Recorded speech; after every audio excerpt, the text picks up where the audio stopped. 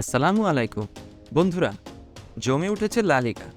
Commercially English premier league যতই এগিয়ে থাকুক না কেন, লা লিগা জেতা কেন এতটা কঠিন সেটাই প্রমাণ হচ্ছে এবার। যে বার্সেলোনা ফেরারি গাড়ির বেগে লিগ শিরোপা জয়ের জন্য ছুটে চলছিল, তারাই এখন ঢাকার লোকাল বাসের মতো খাবি খাচ্ছে। শেষ 3 ম্যাচে একটাও গোল করতে পারেনি, উল্টো রিয়াল মাদ্রিদের কাছে খেয়েছে 1-1। যাই হোক, বার্সেলোনার 30তম ম্যাচের প্রতিপক্ষ অ্যাথলেটিকো মাদ্রিদ। ম্যাচ বাকি আছে আর মাত্র 8টা, এবং এই 8টা ম্যাচের সবচেয়ে কঠিন প্রতিপক্ষ এই অ্যাথলেটিকো মাদ্রিদ, যারা কিনা পয়েন্ট টেবিলের আছে 3 নম্বরে। বলা যায় বার্সেলোনার ঘাড়ে নিঃশ্বাস ফেলছে। আর হতাশাজনকভাবে বার্সেলোনা তাদের রিসেন্ট ফর্ম হারিয়ে প্রায় মাতাল হয়ে গেছে।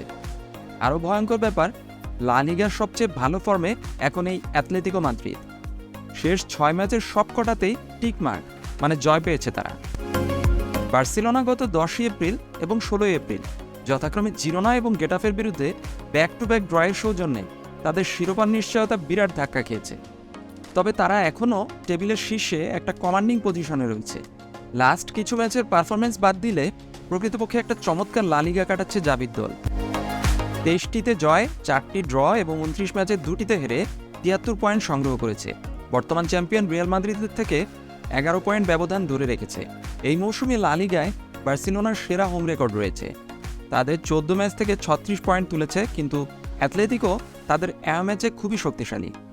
14টা ম্যাচে 30 পয়েন্ট সংগ্রহ করেছে তারা। তাই বলা যায় বাঘের সিংহের লড়াই হবে এবার। দুই দলের মধ্যে শেষ 5টি লড়াইয়ে উভয় দলই 2বার জিতেছে। জানুয়ারির শুরুতে ওয়ান্ডা মেট্রোপলিটানোতে লা লিগার সর্বশেষ দেখায় বার্সেলোনা 1-0 ব্যবধানে জয়লাভ করেছিল। বন্ধুরা, আরও একটা ইনফরমেশন খুব ভয় জাগাবে, সেটা হচ্ছে বার্সেলোনার সাথে সেই পরাজয়ের পরে অ্যাথলেটিকোই একমাত্র দল যারা লিগে এখন পর্যন্ত অপরাজিত আছে। সেই ম্যাচের নায়ক ওসমান দেম্বেলে ইনজুরির কারণে এই ম্যাচে থাকতে পারছেন না নিশ্চিতভাবেই। এই দুই দলের ম্যাচ মানে আরেক এল ক্লাসিকো। মনে আছে নিশ্চয়ই সেই ম্যাচের শেষ মিনিটে ফেরান তোরেস আর স্টেফান স্যাভিচ এর রেসলিং খেলা। ফলাফল, দুইজনই রেড কার্ড খেয়ে মাঠের বাইরে। কাফ প্রবলেমের জন্য নিশ্চিতভাবেই আন্দ্রেস ক্রিস্টেনসেনের সার্ভিস পাচ্ছে না বার্সেলোনা। আর সার্জি রবার্টোর হ্যামস্ট্রিং ইনজুরি আছে।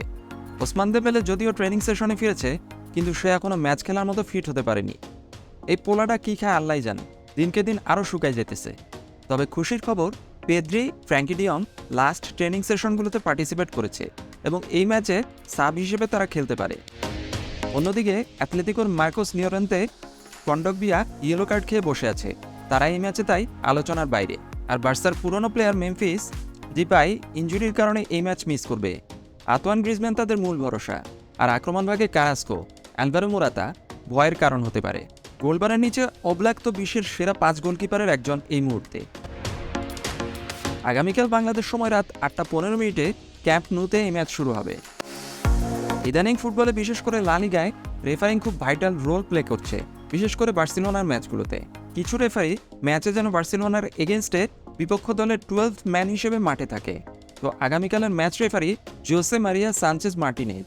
এই সানচেজ মার্টিনেজ কিন্তু খুব কড়া রেফারি। লা লিগায় এই পর্যন্ত 157টি ম্যাচ পরিচালনা করেছে এই সানচেজ মার্টিনেজ।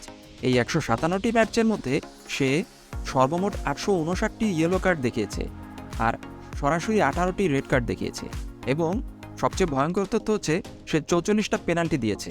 বলা যায় লা লিগার সবচেয়ে গুরুত্বপূর্ণ ম্যাচ খেলতে নামছে বার্সেলোনা। আগামীকাল অ্যাথলেটিকো মাদ্রিদের বিপক্ষে তাদের অবশ্যই একটি জয় চাই, অন্যথায় তাদের লা লিগার শিরোপা জয় হুমকির মুখে পড়ে যাবে। Messi! Messi!